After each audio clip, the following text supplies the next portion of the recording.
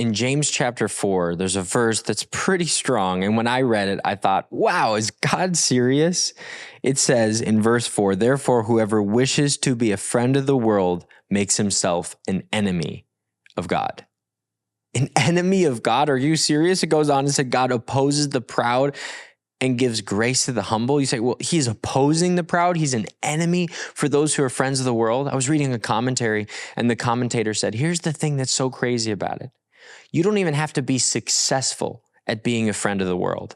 All you have to do is wish it were the case.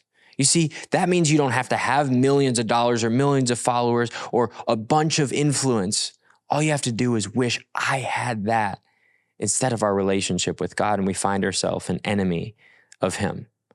Now, I don't know about you. I don't want to be an enemy of the creator of the universe, of the King of Kings. I don't want to find myself there. So you say, well, what do I do to avoid being an enemy of God?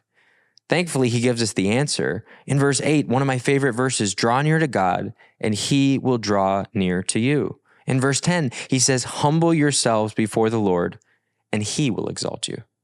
Rather than seeking after the things of the world, seeking after all the things that everyone else desires, money, fame, influence, notoriety, even success, those things, if that's what we covet, if that's what we crave, we find ourselves an enemy of God. But in order to find ourselves in his grace, we must humble ourselves. How do we do that? We draw near to him.